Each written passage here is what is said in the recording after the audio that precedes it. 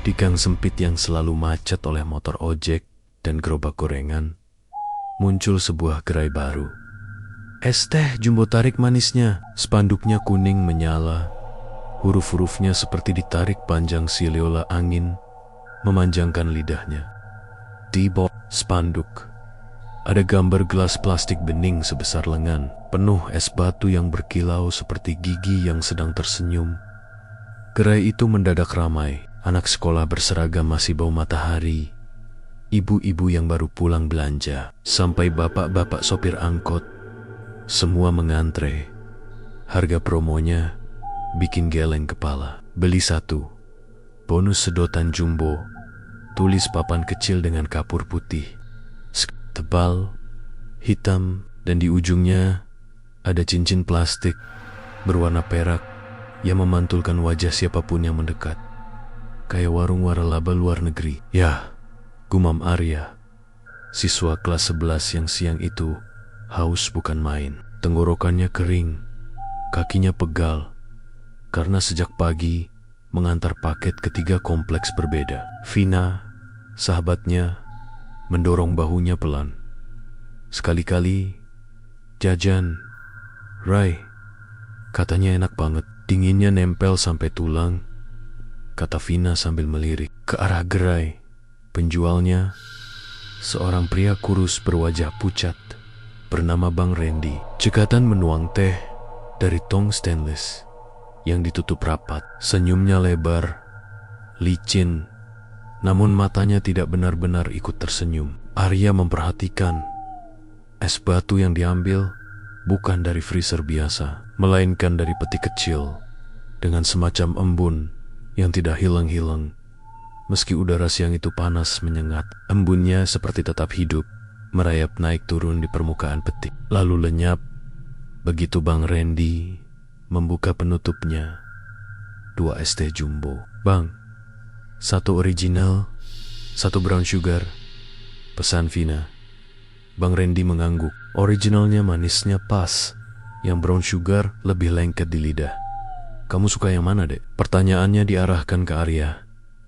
Namun, suaranya terasa seperti berbisik tepat di telinga. Padahal posisi bibirnya tidak terlalu dekat. Arya spontan menelan ludah. Original aja, Bang, jawab Arya. Gelas-gelas raksasa itu terisi cepat. Saat teh dituangkan, permukaannya berputar pelan, membentuk pusaran kecil. Padahal tidak ada sendok yang mengaduk. Pusaran itu lama, seolah menatap balik. Begitu tutup plastik dipasang dan sedotan hitam ditancapkan, pusaran menghilang seperti mata yang menutup sendiri. Arya mengangkat gelasnya. Aneh, bagian luar gelas dingin sampai menusuk kulit. Caca pisant, sedotan menyentuh bibir. Ada hembus hangat-hangat yang bukan dari udara siang. Ia meneguk, manis, segar, dingin, tapi juga Aida, rasa getir samar yang tidak pernah ia temukan di es teh manapun. Bukan pahit teh basi, melainkan seperti rasa waktu yang memanjang, rasa ngilu di gusi saat minum terlalu kencang, rasa yang membuat lidah ingin menagih lagi dan lagi. Arya meneguk 2 kali, 3 kali. Ditegukan keempat, ia merasakan telinganya berdenging tipis, seperti suara peluit yang dibungkam. Gimana? Vina bertanya. Matanya berbinar. Seger banget, jawab Arya. Kayak nyedot angin gunung. Ia tertawa kecil untuk menutupi rasa janggal di dadanya. Rasa ringan yang memberi semangat. Tapi entah kenapa, terasa dicabut dari tempat yang tidak kelihatan. Mereka duduk di bangku plastik di pinggir gerai. Orang-orang terus datang. Bang Randy semakin lincah. Arya memperhatikan hal kecil. Setiap kali pelanggan menancapkan sedotan dan meneguk, pipi Bang Randy memerah secuil, seperti baru saja berjemur. Urat di lehernya yang semula cekung memunculkan garis tipis, lalu hilang lagi saat ia menuang gelas berikutnya. Ia tampak semakin segar. Sementara banyak pelanggan, kalau diperhatikan matanya meredup. Hanya sekedip, Habis itu normal lagi. Berasa ringan. Ya, Vina memutar gelasnya. Pusingku langsung hilang. Arya mengangguk, meski dadanya terasa seperti diusap ke arah yang berlawanan. Di trotoar seberang, seekor kucing oranye mendekat ke genangan teh yang tumpah dari gelas seseorang.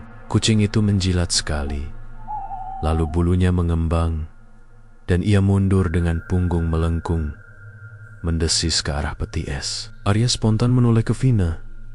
Lihat nggak? Lihat apaan? Kamu halu ya, minum lagi deh, canda Vina. Sore itu, suasana gerai makin ramai. Seorang bapek bopak menawarkan tantangan sambil live di ponselnya. 3 gelas jumbo. Habis dalam 5 menit. Orang-orang bersorak. Bang Randy tersenyum lebar, tapi matanya tetap datar, seperti permukaan kolam yang tidak memantulkan langit. Bapak itu memang menghabiskan 3 gelas. Di menit keempat, wajahnya memerah, lalu pucat. Ia tertawa, mengangkat jempol, berjalan menjauh, sambil masih siaran. Baru 10 langkah, ia bersandar di dinding warung sebelah, terengah, lalu duduk. Masuk angin, katanya pada teman-temannya. Mereka tertawa dan menepuk bahunya. Kamera terus menyala. Malamnya, Arya sulit tidur, bukan karena gula, melainkan mimpi yang datang cepat seperti pintu didorong dari luar. Ia bermimpi berdiri di depan tong stainless di gerai es teh. Tutupnya bergerak sendiri, membuka sedikit. Dari celah itu keluar suara seruput panjang. Sert berulang-ulang, seolah ada sesuatu yang minum lewat sedotan. Tapi sedotannya mengarah ke langit-langit. Udara kamar Arya serasa mengalir naik, keluar bersama suaranya. Ia mencoba berteriak, tidak bisa. Di ujung penglihatannya, sedotan hitam berdiri sendiri, lalu perlahan membelok mengarah tepat ke wajahnya. Arya terbangun dengan tenggorokan kering. Jam di ponsel menunjukkan 03,33. Ia menelan ludah, mengambil air mineral, namun rasa kering itu seperti tidak ingin pergi. Ketika ia berdiri mematikan lampu, jendela sedikit berembun dari dalam, seolah ada sesuatu di kamar yang baru saja menghembuskan napas panjang.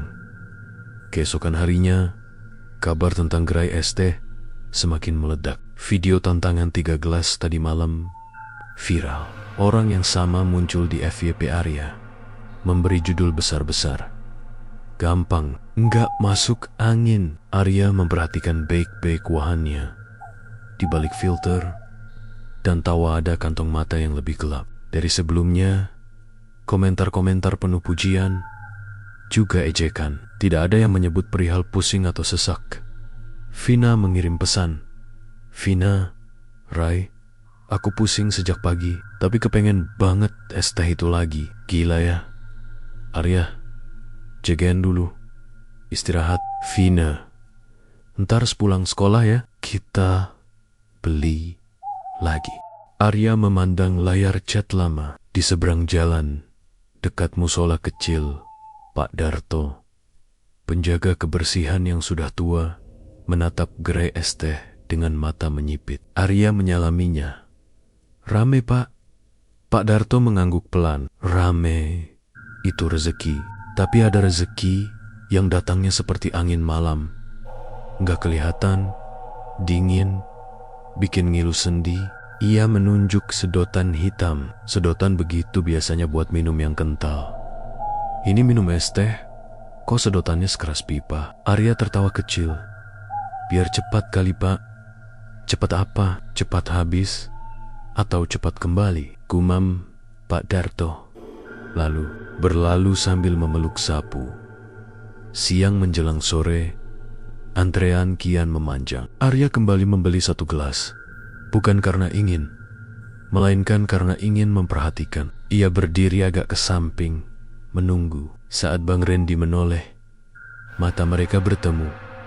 Kamu kemarin suka kan? Hari ini ada varian baru, Ultra Jumbo. Lebih puas, kata Bang Randy. Ada garis halus seperti retakan di irisnya, membuat bulatan matanya tampak berlapis. Mau coba? Enggak deh bang, original lagi aja. Baik, senyum itu lagi senyum yang terasa seperti stiker tempel di wajah. Ketika Arya menancapkan sedotan dan meneguk, sesuatu di sudut matanya bergerak.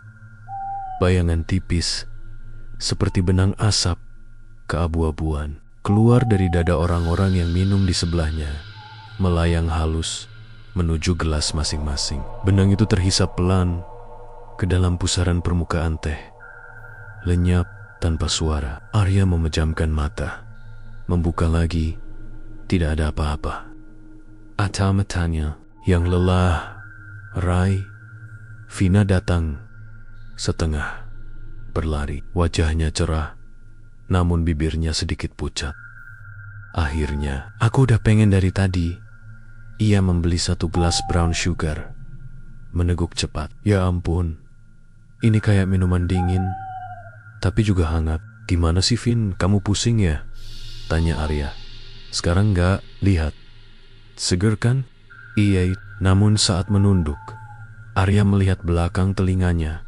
Ada garis kebiruan tipis, seperti urat yang menonjol. Garis itu bergerak halus, mengikuti detak jantung, lalu menghilang saat Vina menatapnya lagi.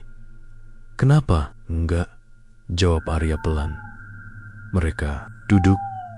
Langit sore berubah keunguan. Lampu bohlam kuning gerai dinyalakan, membuat es batu berkilau semakin tajam. Di papan kecil, promo baru ditambahkan. Semakin ramai, semakin manis. Tulisan itu ditambahkan dengan kapur, berbeda lebih rapi, lebih tebal, seakan-akan tangan yang menulisnya bukan tangan yang sama. Seorang anak kecil merengek minta 1 gelas.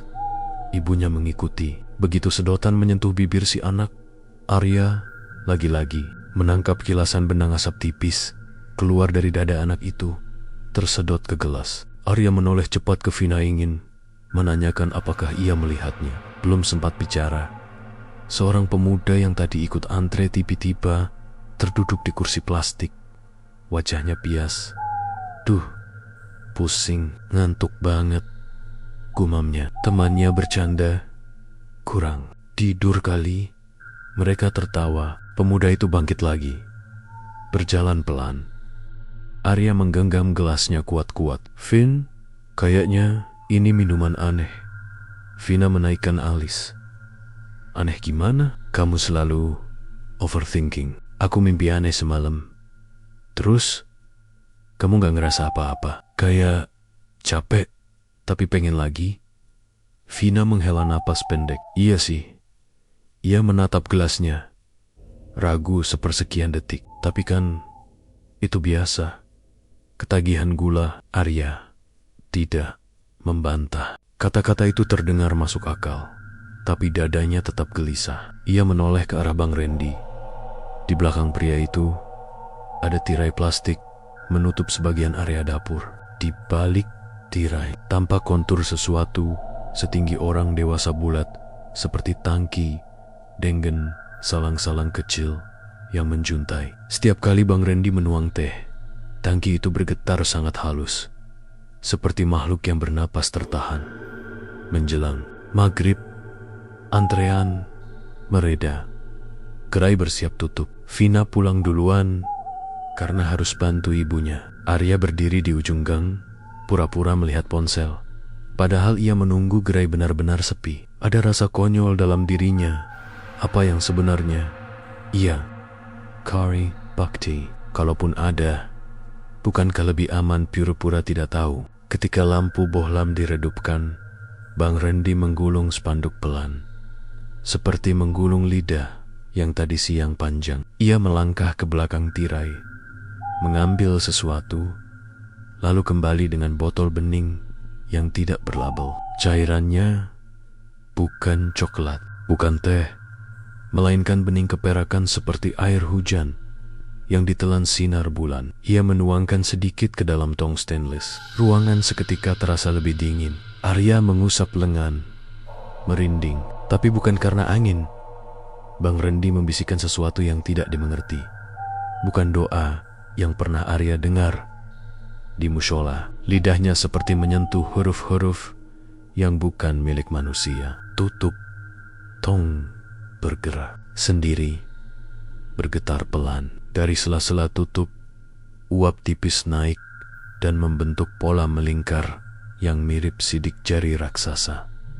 Sedotan-sedotan hitam yang tertancap di jelas-jelas kosong berdiri pelan, seakan mendengar panggilan. Satu persatu mereka menoleh merapat ke arah Tong seperti tanaman yang mencari matahari. Di situ Arya mendengar kembali suara seruput panjang itu. Sert panjang dan sabar. Metronom yang mengukur sesuatu yang bukan waktu. Arya mundur setapak. Kakinya menyenggol peti botol kosong. Bunyi krek memantul di gang yang sepi. Suara seruput mendadak berhenti. Sedotan-sedotan itu membeku. Lalu perlahan, seperti hidung anjing yang menangkap bau asing berbalik, mengarah ke sudut tempat Arya bersembunyi. Tirai plastik tersibak bang. Randy berdiri di ambang, wajahnya tetap dengan senyum stiker yang rapi. Namun, dari celah leher kemejanya, Arya melihat sekilas sesuatu berdenyut bukan jantung, melainkan selang tipis transparan yang merapat ke kulit, bergerak sesuai tarikan. Napas gerai itu sendiri. Masih haus, suara Bang Randy terdengar dekat sekali, padahal jarak mereka 3 meter. Malam-malam begini, es paling enak, apalagi kalau ramai. Arya tidak bisa menjawab. Sedotan-sedotan di meja mulai condong, seperti belasan jarum kompas yang menemukan utara baru. Dirinya ada tarikan halus di dadanya, seperti benang yang tidak terlihat dikaitkan ke tulang rusuk. Udara di sekitarnya menipis. Tarik pelan-pelan. Bisik itu datang, entah dari mana, dari Tong, dari sedotan, atau dari dalam kepalanya sendiri. Sert. Arya menahan napas, tapi tarikan itu bukan mengambil udara. Tarikan itu seperti menyentuh sesuatu yang lebih dalam dari napas. Sesuatu yang membuat mata kita bisa berbinar saat tertawa. Sesuatu yang menyalakan langkah pagi-pagi. Ia merasakan hangat dari tengkuknya pindah ke depan dada. Diulir pelan, dibawa pergi. Di antara suara seruput dan detak jantung yang panik, satu pikiran menonjol seperti paku. Kalau semakin ramai, semakin manis. Manis itu dibayar oleh siapa? Sedotan. Sedotan bergerak sejengkal lagi. Ujung-ujungnya berkilap seperti gigi. Bang Randy mengangkat tangan, telapak terbuka, seolah mempersilakan. Di baliknya, tangki bulat bergetar, dan dari celah tutup Tong terdengar desahan lega, seperti orang yang baru meneguk air setelah lama kehausan.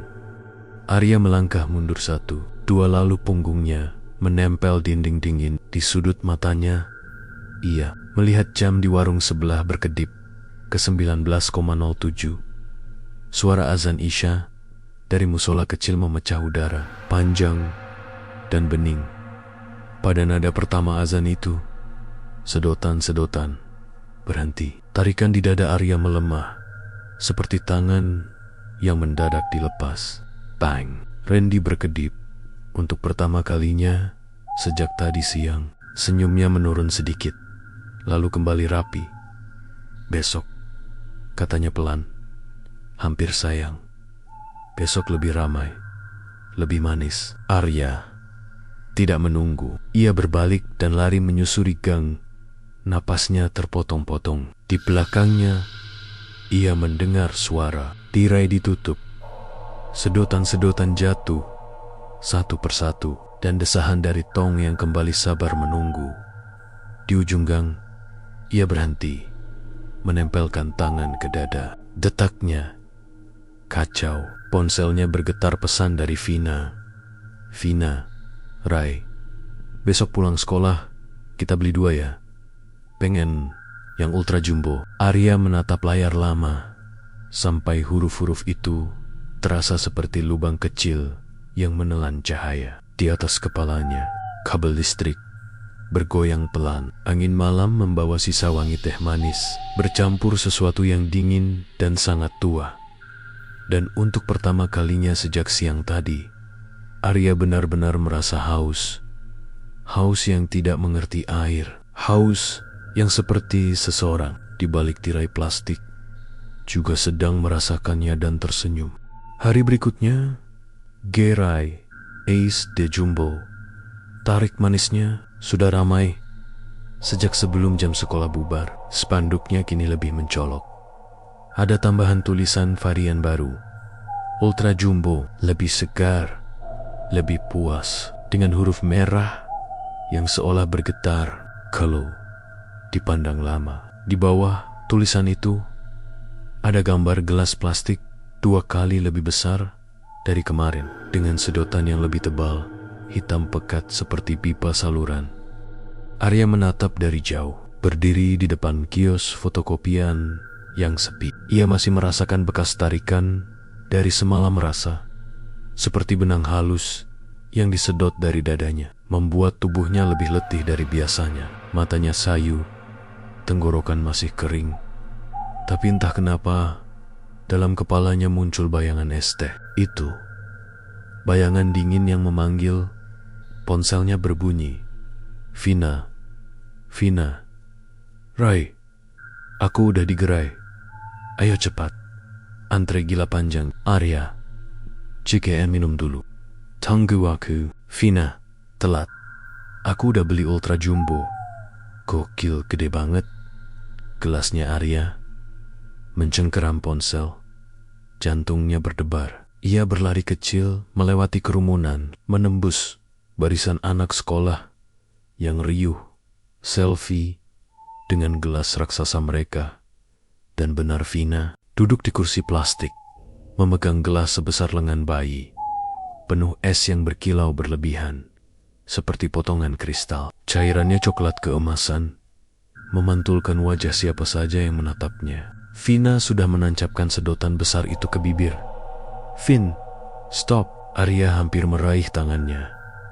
Tapi Vina sudah meneguh. Suara seruputnya panjang, dalam, seolah-olah tenggorokannya bukan hanya menelan cairan, melainkan menghisap sesuatu yang lebih basah. Wajahnya berubah cerah, matanya berbinar, pipinya merona. Rai, sumpah, ini enak banget. Lebih nikmat dari kemarin. Rasanya kayak hidup lagi. Arya menatap gelas itu. Cairannya tampak berputar, meski Vina tidak menggoyangnya. Pusaran kecil terbentuk lalu berhenti, lalu terbentuk lagi, seperti sedang bernafas. Dan setiap kali pusaran itu muncul, Arya merasa dadanya ikut tertarik, padahal ia tidak menyentuh gelas sama sekali. Antrean semakin panjang. Orang-orang rela menunggu lebih dari setengah jam. Beberapa pelanggan bahkan membeli 2 sekaligus, memeluk gelas raksasa itu seperti trofi. Di TikTok, live penjualan berlangsung. Komentar mengalir, emoji tumpah. Orang-orang menulis, wajib coba, atau rasanya bikin nagih banget. Arya memperhatikan lebih saksama. Dari setiap mulut pelanggan yang meneguk, ada semacam asap tipis keluar samar-samar, seperti embun dingin. Asap itu melayang masuk ke dalam sedotan, bukan keluar. Dan setiap kali itu terjadi, wajah Bang Randy semakin bersinar. Pipinya tidak pucat lagi, tubuhnya lebih berisi. Bahkan matanya yang semalam datar kini berkilau. Meski kilauan itu terasa salah lebih, mirip lampu neon yang kedip-kedip daripada cahaya alami. Arya bergidik. Ia ingin menarik Vina menjauh. Tapi Vina terus minum, seolah tidak mendengar apapun selain suara sedotan di telinganya. Menjelang sore, sesuatu terjadi. Seorang anak SMP tiba-tiba jatuh pingsan setelah menghabiskan Ultra Jumbo sendirian. Tubuhnya jatuh ke tanah, sedotannya masih menempel di bibir. Cairan teh tumpah ke baju seragam putihnya. Orang-orang berkerumun, panik, panas. Ya, dia kurang makan kali, ujar Bang Randy cepat, menenangkan masa. Namanya juga anak-anak, jangan dipaksa minum kebanyakan. Tapi Arya melihat sesuatu yang orang lain tidak lihat. Dari mulut anak itu keluar asap tebal yang lurus mengalir ke arah tong stainless di belakang tirai. Asap itu masuk begitu saja, tanpa ada yang menghentikannya. Dan saat asap itu lenyap, tubuh anak itu mengejang sebentar, lalu kembali tenang. Ia sadar, tapi matanya kosong, seperti orang baru bangun dari tidur terlalu panjang. Ibunya yang datang menjemput langsung panik. Anak itu hanya tersenyum lemah. "Aku haus, Bu. Mau es teh lagi?" Arya merinding. Ia tahu betul ada yang salah. Malamnya, Arya memutuskan tidak langsung pulang. Ia menunggu lagi di ujung gang, bersembunyi. Sama seperti kemarin, setelah gerai tutup, Bang Randy menggulung spanduk dan masuk ke balik tirai. Kali ini, Arya memberanikan diri mendekat diam-diam. Dari celah tirai, ia melihat tong stainless besar terbuka. Bukan teh yang mendidih di dalamnya, melainkan cairan hitam berputar, berkilau samar dengan warna keperakan. Di permukaannya muncul bayangan wajah-wajah orang yang tadi siang minum. Ada wajah Vina, anak SMP, bapak-bapak yang ikut tantangan. Wajah-wajah itu seperti dipelintir, tersenyum kaku, lalu tenggelam lagi ke dalam cairan. Manis kan? Suara Bang Randy terdengar, tapi bukan seperti suara manusia. Lebih dalam, bergema seperti suara dari sumur yang sangat jauh. Mereka kasih sedikit demi sedikit, besok lebih banyak lagi. Semakin ramai, semakin manis Arya Torengga. Tangannya gemetar. Ia ingin lari, tapi kakinya seakan tertancap di tanah. Lalu ia melihat sesuatu yang membuat napasnya tercekat. Dari tangki besar di belakang tong, selang-selang bening memanjang, menempel ke tubuh Bang Randy. Selang itu menancap di leher, dada, dan punggungnya, berdenyut seperti urat hidup. Dari selang itu mengalir cairan keperakan yang sama menuju tubuhnya. Itulah yang membuat wajahnya segar, tubuhnya penuh. Bang Randy bukan lagi hanya manusia, ia sudah terhubung dengan sesuatu yang lebih besar, sesuatu yang kelaparan. Tong itu bergerak, permukaannya beriak, lalu sebuah suara seruput panjang keluar. Sert, lebih keras daripada kemarin. Udara di sekitar Arya ikut tersedot, membuat lampu jalan berkedip. Tirai plastik bergoyang, dan sedotan-sedotan hitam yang tertancap di gelas kosong mulai tegak lagi, seperti pasukan yang bangun dari tidur. Esok, Ultra Jumbo akan habis lebih banyak, gumam Bang Randy. Senyumnya melebar, terlalu lebar untuk wajah manusia, dan setelah itu kita buat varian baru, Unlimited.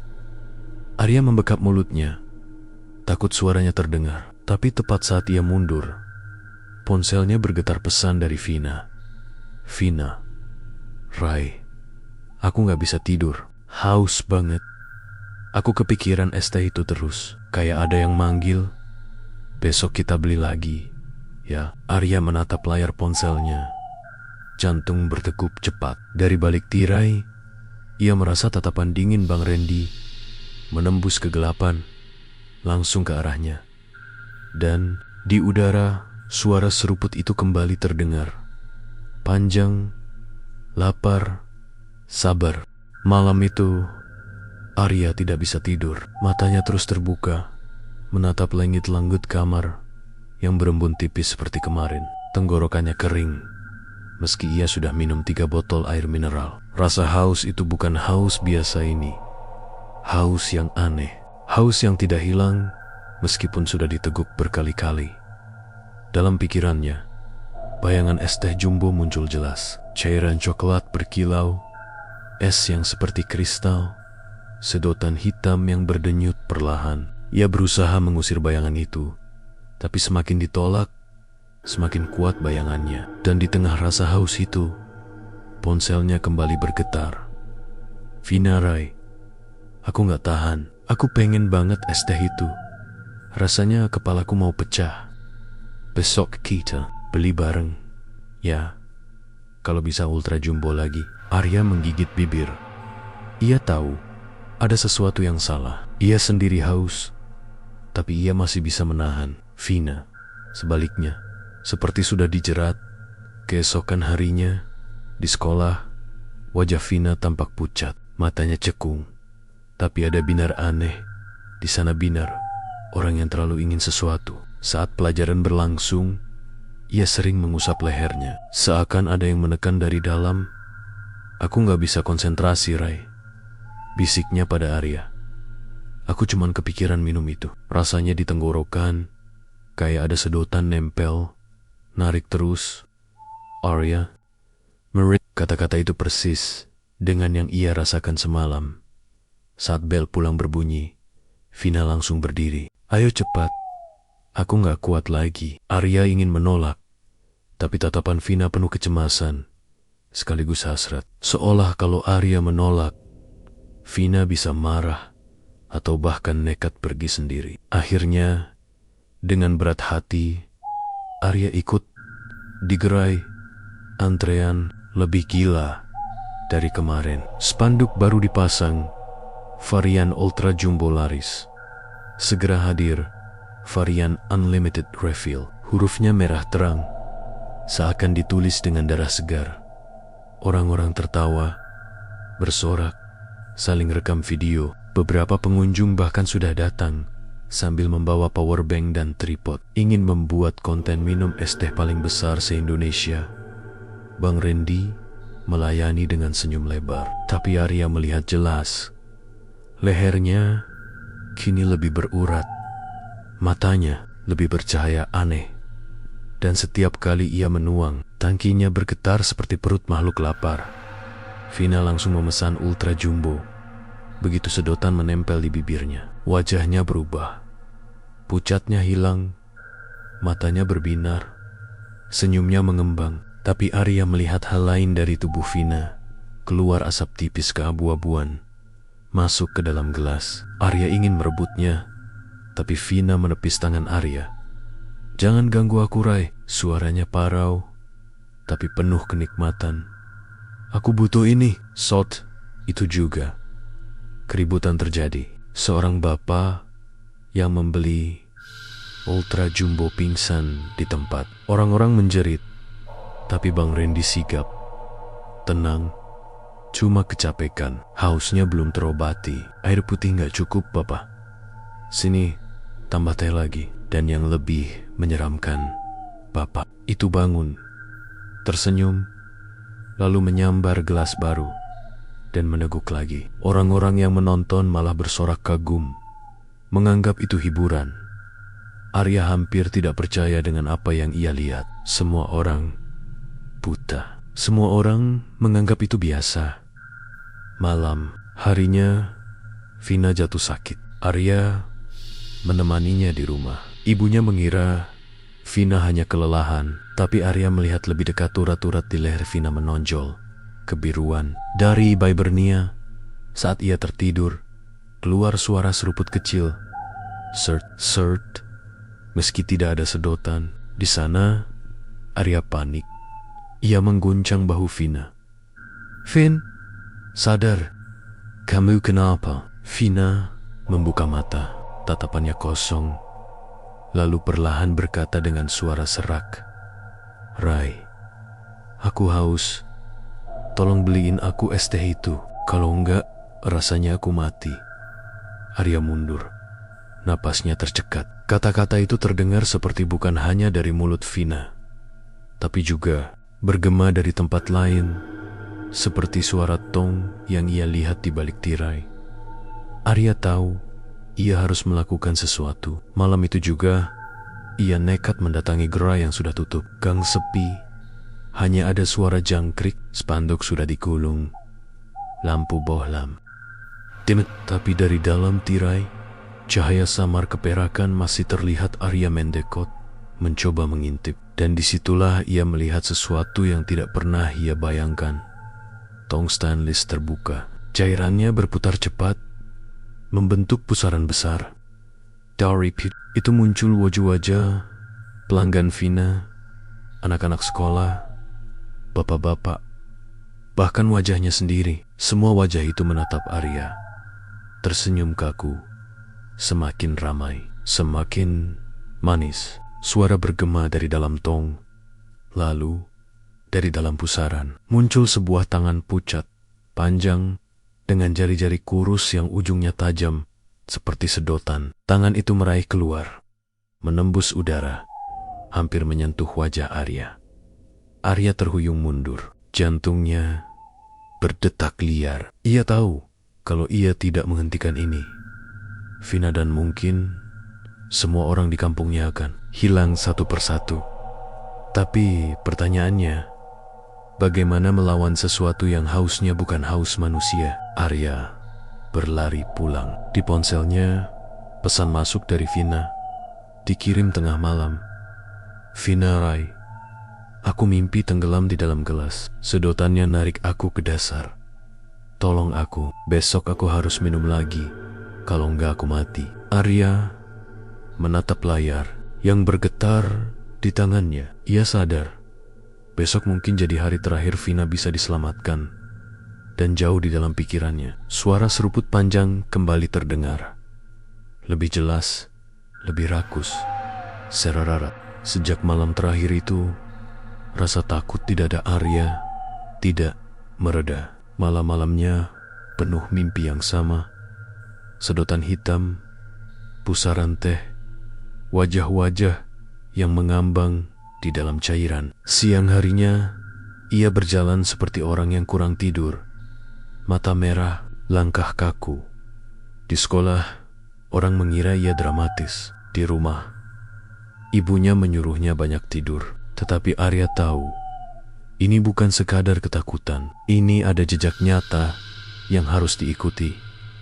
Pagi itu, ia menemui Pak Darto di pinggir jalan sambil memberi sapu pada orang yang lewat. Pak Darto menatap Arya seperti sedang menghitung umur. "Kamu yang temani Vina kan?" tanyanya. Arya mengangguk singkat. Tanpa basa-basi ia menceritakan semua yang telah ia lihat. Pusaran di tong, selang-selang yang menempel wajah-wajah di permukaan cairan.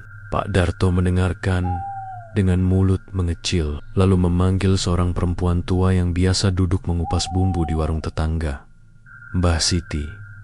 Mbah Siti menepuk kursi kosong, memanggil Arya duduk. Tangannya kecil, kulitnya seperti kertas, matanya tajam. "Es teh?" tanyanya. Arya menggeleng. Ia menumpahkan cerita lagi, lebih teratur kali ini, dari mimpi sampai selang-silang yang berdenyut. Mbah Siti menghela napas. "Jangan panik, nah. Tapi jangan juga meremehkan." Suaranya pelan, seperti mengeluarkan abu dari periuk. Di kampung ini, dulu ada pabrik gula. Sejak puluhan tahun lalu, ada yang pernah menemukan benda aneh di gudang gula yang runtuh keping logam hitam, kecil, bolong di tengah. Orang-orang bilang itu mata bulan. Yang ambil, hidupnya berubah. Bisa kaya, dagang laris. Tapi orang yang dekat dengannya lama-lama pucat, matanya redup kayak kehilangan sinar. "Apa hubungannya dengan gerai es teh?" tanya Arya. Mbah Siti menatap jauh, lalu menunjuk ke arah gerai yang sekarang sudah ramai di kepala gang. Ada yang bilang, orang yang ambil keping itu membawakannya ke kota, mengikatnya ke drum barang kotor apa saja yang dicampur bisa hidup. Rumah tangga, dagangan, semua melekat. Tapi harga yang dibayar bukan uang, nak. Jiwa kecil energi hidup itu yang disedot sedikit demi sedikit. Semakin banyak orang, semakin kenyang. Kata-kata Mbah Siti menusuk ke dalam kepala Arya seperti jarum. Ia teringat pesan Vina. "Kalau enggak, rasanya aku mati." Ia menatap leher Vina yang sebelumnya sempat nampak. "Kebir, bagaimana cara menghentikannya?" tanyanya. Mbah Siti hanya menggeleng. "Kalau cuma bilang jauh-jauh, mana cukup. Aku cuma tahu sedikit. Ada seorang yang mungkin tahu lebih. Pak Karto. Dulu bekerja di pabrik gula. Dia tinggal di rumah bambu, di pinggir sawah, sebelah gudang tua. Cari dia, malam." Setelah memastikan Vina tertidur meski suaranya sesekali tersendat, seperti orang yang minum dalam mimpi, Arya berjalan ke arah sawah. Rumah Pak Karto remang, Lampu minyaknya miring di balik jendela. Seorang pria kurus, rambutnya jarang, keluar menyambut Arya dengan mata curiga. Anak muda sini, cari apa malam-malam? Suaranya serak.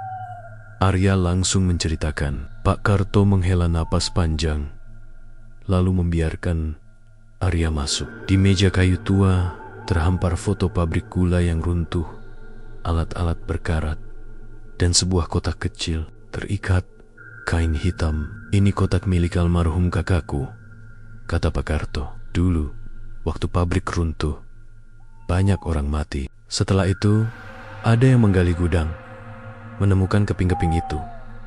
Waktu itu kami buang, tapi satu keping sempat dibawa orang dari kampung sebelah. Dia berubah kaya, dagangannya laris. Orang bilang itu keberkahan. Kami takut. Sejak itu, siapa yang pegang benda itu, nasibnya terikat. Dia tak mati, tapi diberi rezeki yang dibayar oleh orang lain. Pak Karto menatap Arya seperti menimbang. Berani tidaknya Arya? Beberapa tahun lalu, ada yang bawa keping itu ke kota. Katanya mau bikin minuman unik.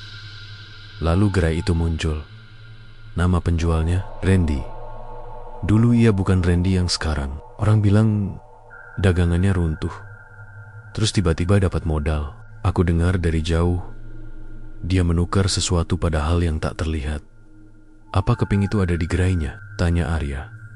Pak Karto menggeleng. Tidak selalu terlihat. Barang sakti sering diikat ke benda lain. Tapi kalau kamu berani mencari, perhatikan bawah tong, papan lantai, atau kotak besi. Biasanya barang itu disembunyikan di bawahnya.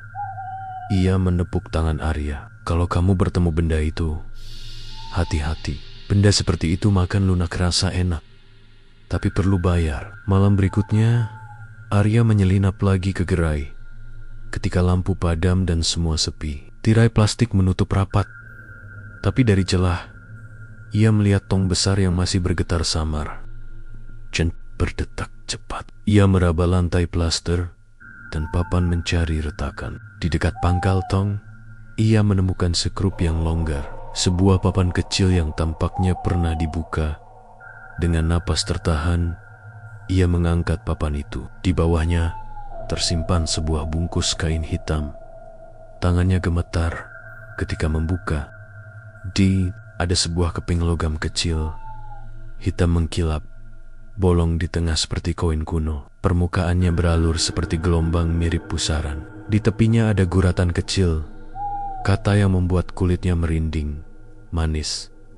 Begitu keping itu menyentuh telapak tangan Arya, sesuatu menyeruak. Bukan rasa sakit fisik, tapi sensasi aneh. Ada tarikan halus di dalam dada, seperti ditarik awan. Dari hati, sekilas ia melihat bayangan muka yang tersenyum, mulut yang membuka seruput panjang lalu terhenti.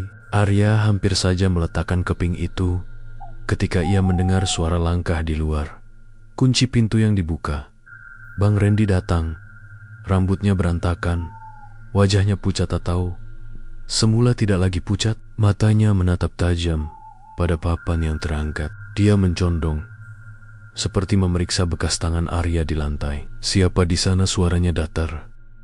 Arya menahan napas. Ia menyembunyikan keping itu di balik bajunya, menunduk di balik tumpukan kardus. Bang Randy berjalan berkeliling, tangannya menyapu. Udara seperti merasakan bau. Lalu ia berhenti tepat di dekat tong, menempelkan telapak pada permukaan drum.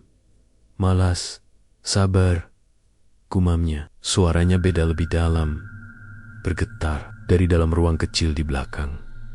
Sesuatu menjawab dengan desahan pelan, seolah menyesap udara. Semua datang. Hari-hari setelah itu, Arya merasakan dampak kepingan pada dirinya. Ada dorongan-dorongan haus, bukan untuk air, untuk menyelinap lagi, mengambil lebih banyak. Setiap kali ia menolak, rasa itu seperti sakit di ulu hati. Ia tahu, keping itu bekerja dua arah, memberi kekuatan kepada pemiliknya, namun juga membuka jalur pada yang menyentuhnya. Itu sebabnya orang-orang yang dekat gerai terasa ringan, bukan karena sehat, Tapi karena sebagian dari mereka telah dipotong sedikit energi hidupnya.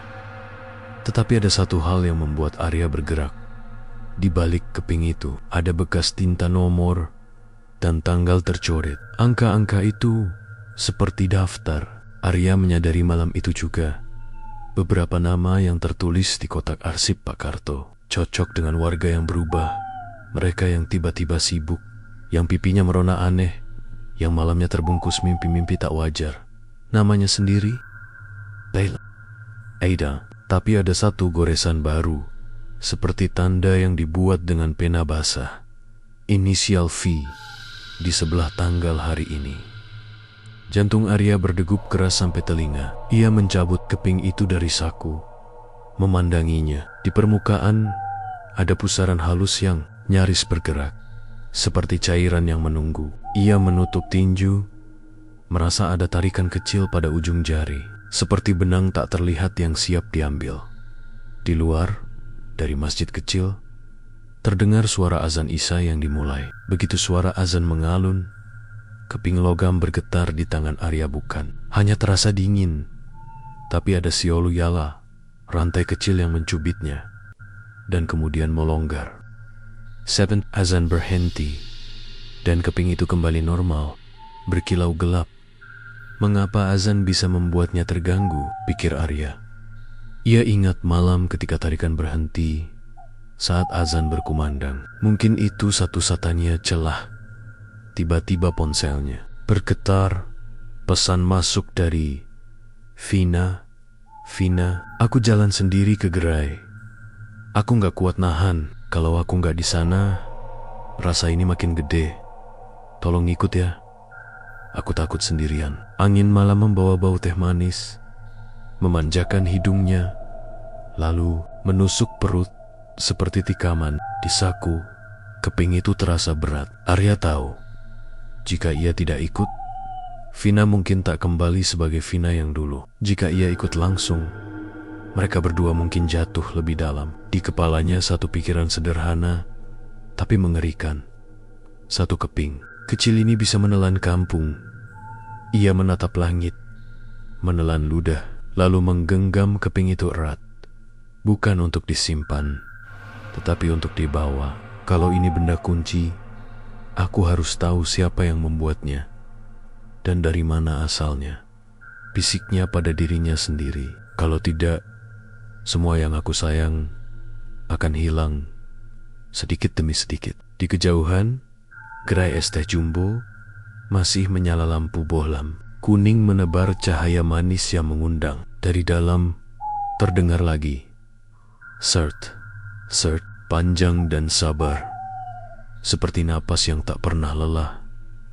Arya mengangkat keping itu ke arah bulan sejenak. Di bawah cahayanya, goresan kata manis tampak lebih jelas, seperti janji dan kutukan sekaligus. Ia memasukkan keping itu ke dalam jaketnya, menarik napas panjang, lalu berjalan ke arah tempat di mana suara sedotan menunggu. Di kepalanya hanya satu tekad, menemukan sumbernya. Apakah itu sumur tua di gudang gula, atau manusia yang menyuap makhluk itu dengan energi orang lain dan memutus jejak sebelum Vina benar-benar hilang. Langkahnya berat, tapi ia tak mau mundur. Suara sedotan memanggil, dan malam menolak menjawab. Arya berlari tergesa di jalan setapak. Dadanya terasa sesak, seperti dicekik bayangan. Pesan singkat Vina masih berulang-ulang bergetar di benaknya. Aku jalan sendiri ke gerai, kalau enggak, aku mati. Kata-kata itu seperti jerat yang mengekang. Saat ia tiba di dekat gerai es teh jumbo, lampu kuning temaram masih menyala. Orang-orang duduk di kursi plastik, tertawa, bercanda, menikmati minuman dengan sedotan panjang. Tapi telinga Arya mendengar sesuatu yang berbeda dari semua suara itu. Ada dengungan halus, seperti bisikan serangga, menyusup di sela-sela tawa pembeli. Semakin banyak yang menyeruput, semakin keras dengungan itu terdengar. Arya memutar pandangannya. Di pojok mea, Vina sudah duduk dengan wajah pucat. Matanya sayu, tapi bibirnya tersenyum samar, seolah ketagihan. Sedotannya menancap ke gelas jumbo berisi cairan coklat keemasan. Tangannya gemetar saat menarik cairan itu ke mulutnya. Namun, wajahnya tampak seperti orang yang sedang merasakan surga. "Vina," Arya mendekot, menarik sedotan dari bibirnya. Tapi Vina langsung memelototinya. Matanya berubah. Aneh, bagian putihnya terlihat menguning. Pupilnya seperti menyempit. "Jangan ganggu aku, Arya." Suaranya bergetar, parau, seolah ada dua nada bersamaan. "Kalau aku berhenti minum, rasa ini makin sakit. Aku gak kuat." Arya, ia merogoh saku jaket, menggenggam keping logam hitam itu. Begitu kepingan menyentuh kulitnya, ia merasakan getaran yang sama dengan dengungan di udara dan sadar bahwa keduanya saling terhubung. Dari balik meja, Bang Randy muncul. Wajahnya lebih pucat dari sebelumnya, tetapi matanya berkilau aneh. "Ah, ternyata kau yang suka ikut campur," katanya. Datar, matanya menatap tepat pada kepingan di tangan Arya. "Bagus, jadi aku gak perlu repot mencari." Arya mundur selangkah. "Apa yang kau lakukan pada mereka semua? Kenapa energi mereka disedot?" Bang Randy tersenyum. Senyum kering yang tidak sampai ke mata. "Aku tidak melakukan apa-apa. Mereka yang rela memberi. Mereka haus. Dan aku hanya menyediakan wadahnya. Setiap sedotan yang masuk ke mulut mereka, ada bayaran kecil cukup untuk membuatku terus hidup dan makmur." "Itu Arya ingin menjawab, tapi tiba-tiba lampu bohlam berkelip-kelip. Cairan dalam gelas-gelas jumbo berguncang sendiri, seperti ada arus di dalamnya. Beberapa pembeli mulai tampak lemas, kepala mereka terkulai, tapi tangan mereka tetap menggenggam gelas dan menyeruput dengan mulut yang tak bisa berhenti. Arya merinding. Mereka kayak dipaksa." "Tidak," kata Randy, mendekat sambil tertawa kecil. "Mereka ingin karena rasa ini lebih manis dari apapun. Dan aku hanya penjaga pintu. Sumbernya jauh lebih besar dari yang kau kira." Tiba-tiba, dari tong besar di belakang gerai, muncul suara gergel keras, seperti air mendidih. Tutup tong bergetar, lalu sedikit terangkat, memperlihatkan cairan hitam pekat yang berputar pelan, seolah ada pusaran kecil di dalamnya. Dari dalam pusaran itu, muncul suara, bukan suara manusia, melainkan desisan panjang yang terdengar seperti 1000 sedotan bersamaan. "Sersti, Sercit." Pembeli yang lemas mulai jatuh satu persatu. Tubuh mereka berguncang seperti kesetrum. Vina terbatuk keras. Sedotannya patah di mulutnya, tapi cairan dari gelas tetap mengalir ke bibirnya tanpa bisa dihentikan. Arya panik. Ia menggenggam kepingan logam hitam itu erat-erat, lalu mengangkatnya tinggi. Anehnya, pusaran dalam tong itu langsung bergetar lebih keras, seolah kepingan itu adalah kunci yang dipanggil oleh sesuatu di dalam tong. Bang Randy menatap tajam. "Berikan kepingan itu padaku, Arya. Kalau tidak, dia yang akan habis lebih dulu," katanya sambil menunjuk ke Vina yang sudah tersungkur di meja. Arya menelan ludah. Otot tangannya gemetar, setengah ingin menyerahkan, setengah ingin kabur. Tapi ia tahu, kalau ia menyerahkan kepingan itu, bukan hanya Vina, seluruh kampung, bahkan mungkin kota akan menjadi korban. Maka dengan nekat, Arya melempar kepingan itu ke arah tong. Begitu keping menyentuh cairan di dalamnya, terdengar ledakan kecil. Belup, dan pusaran di tong langsung membesar, menghisap udara sekitar. Lampu padam seketika. Hanya tersisa cahaya bulan dari celah tirai plastik. Di dalam gelap, Arya mendengar jeritan Bang Randy. Suaranya parau, bercampur dengan suara sedotan ribuan kali lipat lebih keras.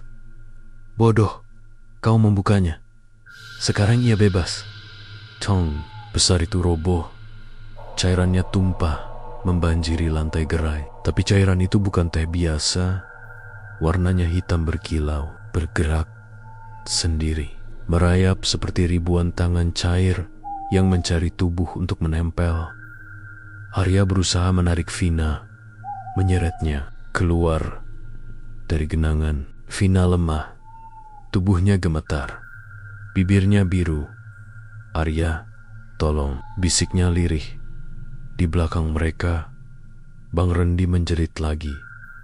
Tubuhnya ditelan cairan hitam itu. Matanya melotot, mulutnya menganga.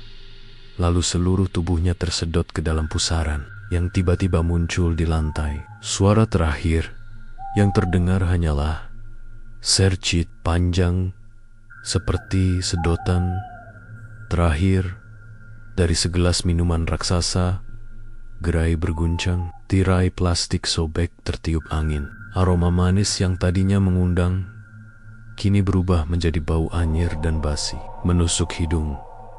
Arya berhasil menyeret Vina keluar ke jalan. Tubuhnya penuh cairan hitam lengket. Ia menoleh ke belakang. Gerai es teh jumbo perlahan tenggelam ke dalam pusaran gelap yang terbentuk di tengah lantai. Semua meja, kursi, bahkan lampu bohlam tersedot satu persatu, hilang ditelan kegelapan.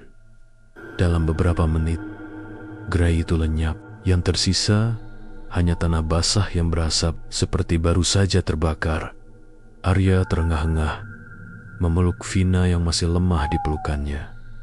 Tapi ia sadar, cerita ini belum berakhir. Karena dari saku jaketnya terdengar bunyi ketukan halus, dan ketika ia merogoh, kepingan logam hitam itu kembali ada di tangannya. Basah, berdenyut, dan lebih berat dari sebelumnya. Di permukaannya, kata manis kini bersinar merah samar, seperti luka yang baru saja dibuka. Arya menatap benda itu dengan ngeri. Suara sedotan masih bergema di telinganya. Meski gerai sudah hilang, suara itu berbisik, bukan lagi sekadar desisan, melainkan kata-kata jelas yang membuat bulu kuduknya berdiri. "Kau milikku sekarang."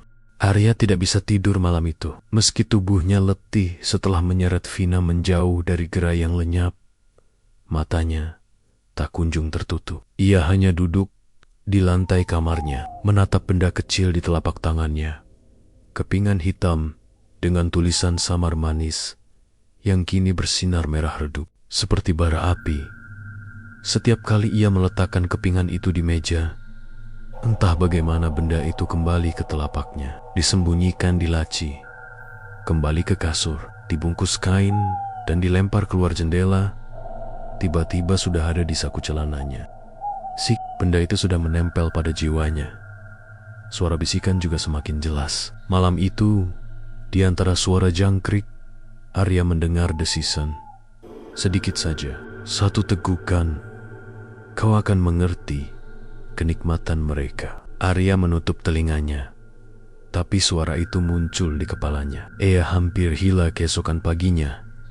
Ia mencoba bersikap normal di sekolah. Vina tidak masuk. Katanya masih sakit. Arya duduk di kelas dengan mata panda tebal, berusaha mencatat pelajaran. Tapi aneh, teman-teman di sekitarnya menatapnya dengan heran. "Ray, lu sakit ya? Mukanya pucat banget," tanya salah satu temannya. Arya mengangguk singkat. Ia tidak berani cerita, namun saat ia hendak menulis, tangannya gemetar. Ketika ia menoleh ke jendela, ia melihat bayangan gelap, tinggi, kurus, dengan kepala besar, seperti sedotan yang panjang berdiri di luar. Bayangan itu melambai padanya. Arya tersikat. Ia mengedipkan mata. Bayangan itu lenyap, tapi kepingan di sakunya bergetar panas, seolah bersemangat. Siang harinya, Arya memutuskan menemui Pak Karto. Lagi, ia berlari ke rumah bambu di pinggir sawah, berharap ada jawaban. Pak Karto menatap Arya dengan wajah muram. "Aku sudah duga, nak. Begitu kau menyentuh kepingan itu, kau jadi penandanya." "Penanda? Maksudnya?" Arya bingung. Pak Karto menghela napas panjang. Wajahnya menegang. Benda itu bukan sekadar jimat. Itu kunci pintu bagi sesuatu yang lebih besar. Siapapun yang menyentuhnya akan ditanda. "Kau tidak bisa lari," Suara yang kau dengar, bayangan yang kau lihat, itu bukan halusinasi. Itu penjaga. Dia akan terus menempel sampai kau benar-benar memilih. Ikut jadi bagiannya atau melawannya sampai mati. Arya merasa darahnya dingin. Jadi, aku gak bisa bebas dari ini. Bisa, kata Pak Karto pelan. Tapi harganya berat. Harus ada pengorbanan. Malam itu, saat ia pulang, Arya mendapati sesuatu yang lebih menakutkan. Vina berdiri di depan rumahnya. Wajahnya pucat pasi, rambutnya berantakan. Matanya merah seperti habis menangis lama. Vina, Arya kaget. Kenapa kamu di sini? Kamu seharusnya istirahat. Vina menatapnya kosong. Aku gak bisa tidur, Rai. Aku haus. Arya diam. Ia tahu maksud Vina tiba-tiba dari balik bibirnya. Vina menyebut sesuatu yang membuat bulu kuduk Arya berdiri. Aku bisa cium baunya dari kamu. Ia menunjuk ke dada Arya, tepat ke arah saku jaket di mana kepingan itu berada. Manis ada di situ. Arya mundur. Panik. Vina, jangan. Ini berbahaya kalau kamu mendekat. Tapi Vina mendekat dengan langkah kaku. Dari matanya, Arya bisa melihat sesuatu yang aneh. Pupilnya berputar pelan, seperti pusaran air. Arya tahu, Vina sudah ditandai juga. Malam semakin larut. Di jalan sepi itu, suara sedotan kembali terdengar. Bukan dari mulut manusia, melainkan dari udara kosong di sekitar mereka. Sercit, sercit.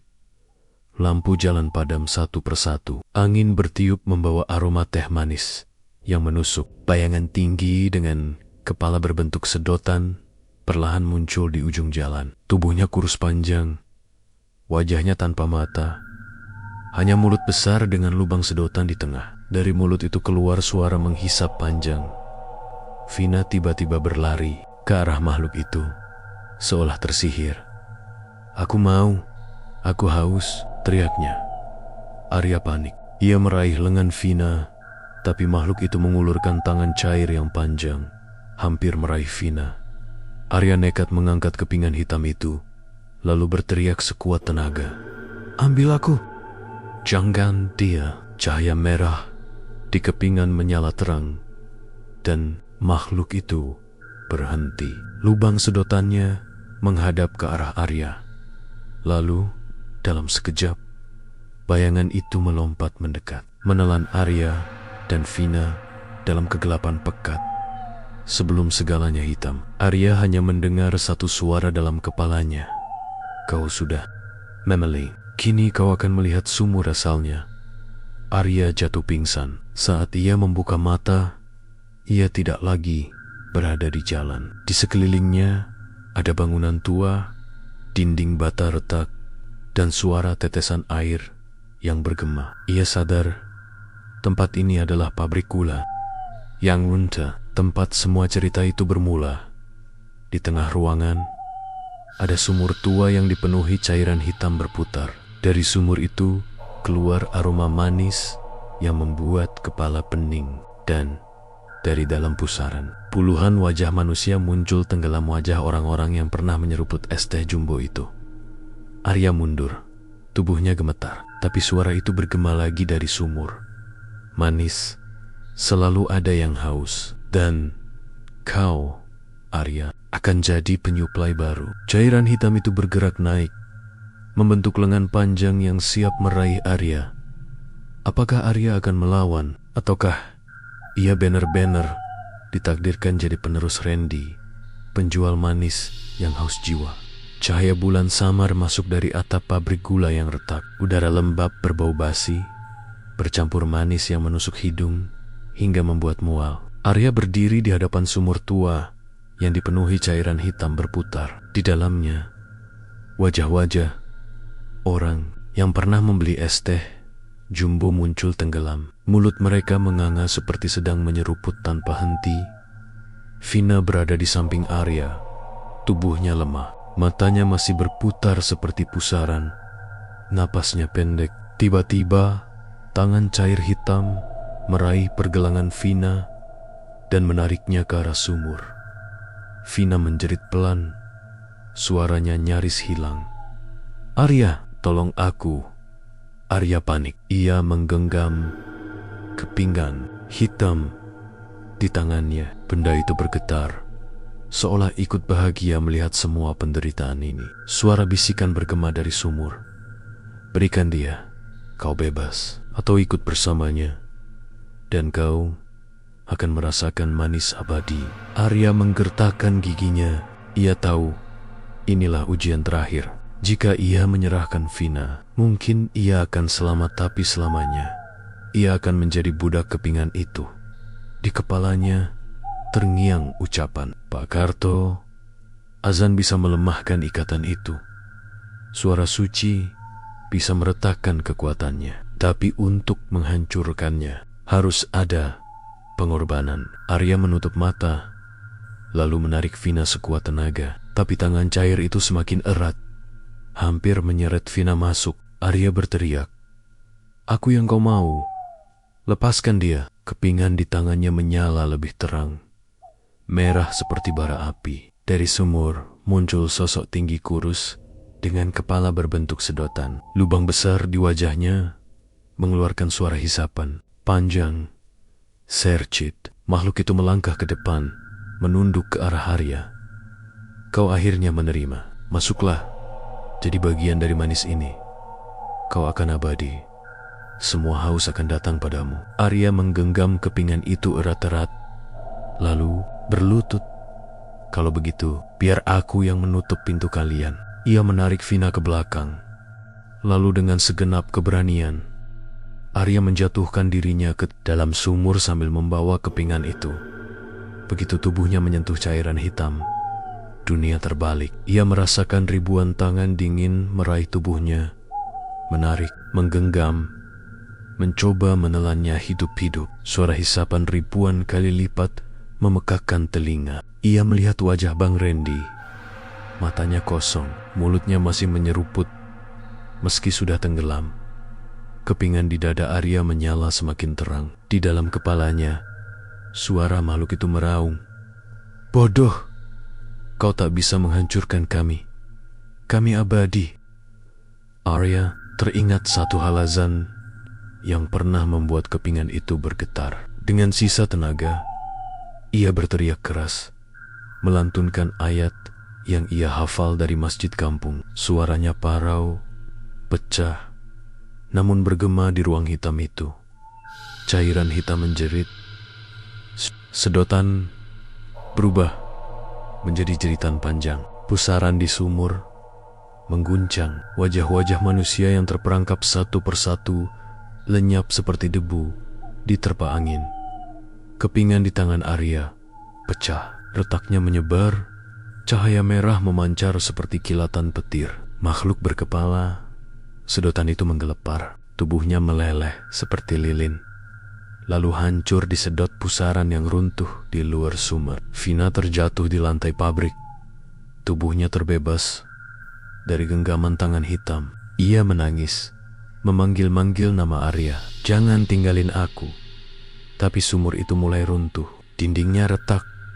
Air hitam di dalamnya menyusut, menyedot semua yang ada di dalam. Dalam sekejap, pabrik tua itu berguncang. Atap runtuh, debu. Suara hisapan terakhir bergema, lalu sunyi. Pagi menjelang, pabrik gula tua itu rata dengan tanah, hanya menyisakan puing berdebu. Vina terduduk di pinggir reruntuhan, matanya kosong, tubuhnya kotor oleh tanah dan darah. Jejak Ada, jejak Arya. Orang-orang kampung yang mendengar ledakan berlari ke lokasi. Mereka menemukan Vina terisak, hanya bisa menunjuk ke reruntuhan sambil terus mengulang, "Arya, Arya." Tidak ada yang tahu apa yang sebenarnya terjadi malam itu. Yang mereka tahu hanyalah gerai es teh Jumbo tak pernah muncul lagi. Namun, beberapa minggu kemudian, desas-desus aneh kembali terdengar. Di sebuah kota kecil lain, tiba-tiba muncul sebuah warung baru menjual es teh Jumbo dengan harga murah. Orang-orang ramai mengantre. Mereka bilang rasanya lebih nikmat dari sebelumnya, lebih manis, lebih segar. Dan di spanduk besar di depan warung itu ada nama pemilik yang membuat bulu kuduk meremang, Manis Arya.